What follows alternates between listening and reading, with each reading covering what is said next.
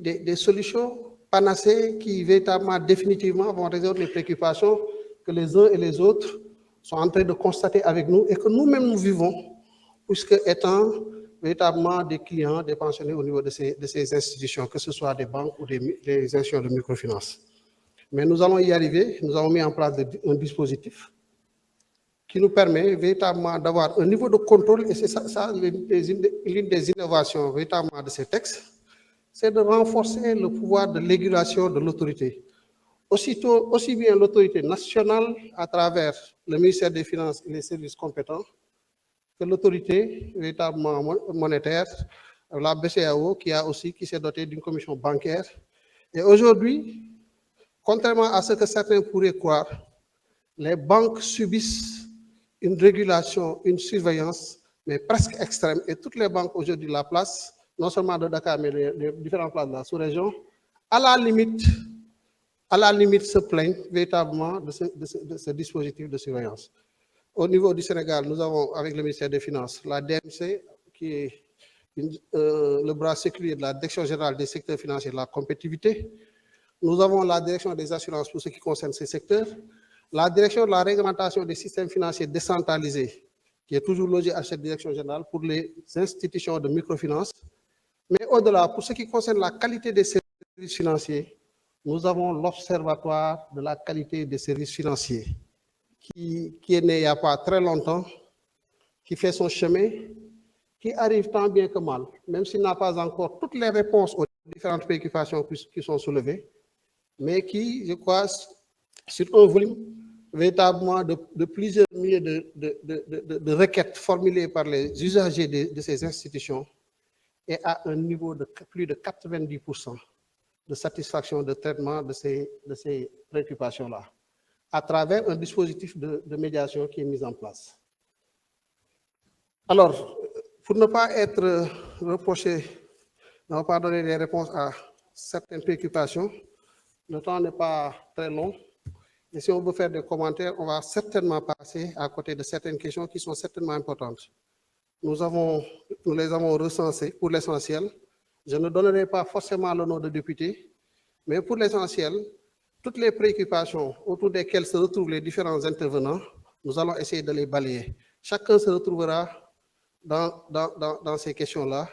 Et si le temps ne nous le permet pas, nous ferons une grille, une matrice où on mettra toutes les réponses qu'on mettra à la disposition des honorables députés que vous êtes. Je disais en commission le vendredi que la Direction générale du secteur financier et de la compétitivité, qui est aussi notre bras pour ces questions-là, est à votre disposition. Et j'ai instruit le directeur général d'organiser le plus rapidement, en relation avec le président de la Commission des finances et du contrôle budgétaire, un séminaire que vous réfléchirez sur les modalités, qui sera totalement pris en charge par le ministère pour vous aider davantage à nous aider, nous, à faire le travail qui est le nôtre. Pourquoi nous avons besoin de votre aide? Parce que vous êtes des relais qui travaillent auprès des populations. Et avec cette proximité-là qui vous permet très rapidement de nous faire remonter certaines préoccupations, afin que, véritablement, comme l'a suggéré l'honorable député Aïta Sall, que nous puissions aussi jouer le rôle qui est le nôtre auprès du Conseil des ministres et porter les véritables préoccupations que nous devons porter à ce niveau-là. Parce que les textes sont appelés à être évolutifs, et s'il y a des préoccupations véritablement qui nécessitent qu'ils soient portés à ce niveau-là, que nous puissions faire le travail.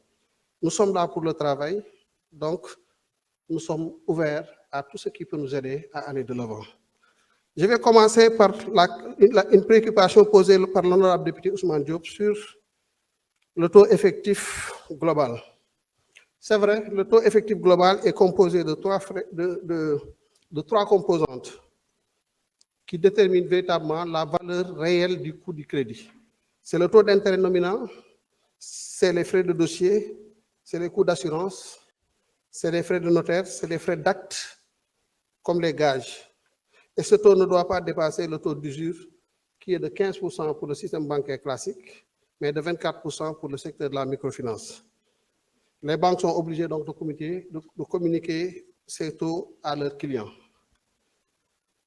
L'Observatoire de la qualité des services financiers est là aussi pour accompagner les clients véritablement à disposer de toutes ces informations-là une fois que le client en a besoin. Donc, les banques doivent effectivement faire ce travail-là. S'ils ne le font pas, c'est un manquement. Et si le manquement nous parvient, en tout cas au niveau de nos services, nous faisons prendre les dispositions pour que ce soit corrigé. L'honorable député Ousmane Diop, toujours, qui posait le point sur la supervision des banques. En tout cas, les banques de l'espace IOMOA sont soumises à une supervision. J'ai bien dit une supervision parce que c'est le sentiment même que les banques ont effectivement de la situation. Et elles disent que cette supervision elle est contraignante, mais véritablement, au niveau national, nous pouvons dire qu'elle est assurée par la DMC, la Direction de la monnaie et du crédit, qui reçoit les comptes rendus périodiques et qui a des agents assermentés pour faire le travail de contrôle. Et ce contrôle peut se faire aussi bien sur pièce que sur place. Et la Direction de la monnaie et du crédit a à côté de lui, en matière de supervision, sur certains autres aspects, la Direction générale des douanes. Et la Direction générale des douanes surveille surtout véritablement les préoccupations relativement au cadre des infractions contentieuses par rapport aux lois sur l'échange. Au niveau régional, nous avons la commission bancaire qui joue aussi ce rôle-là. Et comme vous le savez, si vous avez l'habitude de discuter avec les banquiers, ils parlent beaucoup de la COBA. La COBA, ce n'est rien d'autre que la commission bancaire, mais qui talonne nos institutions financières pour les amener effectivement à respecter toutes les normes réglementaires que nous avons mis dans notre dispositif interne. Et l'objectif, in fine, c'est de permettre véritablement à ce que le déposant, le client, soit bien sécurisé, bien encadré. C'est véritablement un objectif et certainement nous allons y arriver.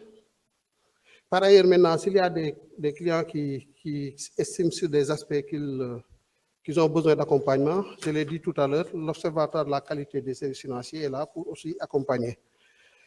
Député Thérèse Faye parlait de procédure d'agrément en qualité des IMF, laquelle procédure dure très souvent assez longtemps.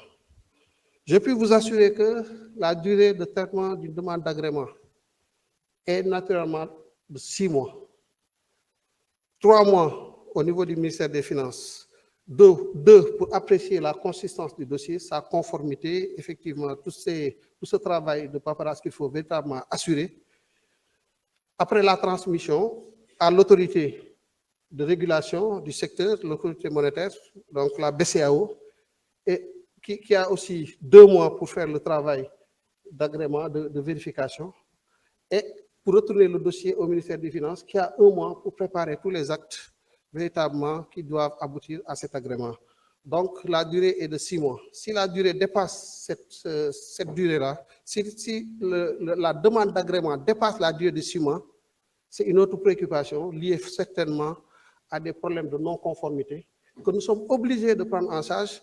Et nous le faisons souvent, pour la plupart des cas, on ne rejette pas. On appelle les acteurs, on discute avec eux, on les accompagne pour leur permettre véritablement de respecter ces exigences. Donc, nous pouvions même dépasser de manière beaucoup plus exacerbée souvent ces durées-là, mais parce que nous avons mis en place un dispositif pour accompagner, que nous arrivons souvent à tourner quand même globalement autour de ces 6 mois-là. Et si ça le dépasse, considérez que c'est un dossier carabiné pour lequel on pouvait rejeter, mais si on rejette ça, nous met à l'aise du point de vue du délai. Mais ça retarde véritablement la mise en place de l'institution. Par rapport à la limitation de l'agrément dans l'espace, sur cette question-là, je crois savoir que c'est surtout les institutions qui, compte tenu peut-être de leurs objectifs, compte tenu de leur taille, compte tenu de leurs moyens, prennent l'option de se limiter dans un espace géographique précis. Mais l'agrément, il est souvent donné pour un exercice sur l'étendue du territoire national. Le député Aosek parlait de financement des PME par la microfinance. Alors, il y a une enquête qui a été menée de manière, en tout cas très récente, ça ne dure pas longtemps, et l'enquête a révélé que 75% des crédits accordés par le secteur de la microfinance va au profit des PME pour un montant de 500 milliards de francs. Bon, mais néanmoins, il faut reconnaître aussi qu'il y a des choses à faire de ce point de vue-là. On peut encore faire mieux. Et je le lis à la préoccupation que certains députés ont posée relativement au soutien à l'économie du secteur financier. Je disais que nous sommes au rendez-vous. Par rapport à l'espace communautaire, je le disais en commission à l'honorable député Tafsir Thioye, nous sommes à un taux supérieur à 30% du PIB en termes de financement. Notre crédit à l'économie qui est de l'ordre de 6 400 milliards. Nous sommes les premiers dans l'espace IOMOA. Quand même, c'est une prouesse sur laquelle il ne faut pas cracher.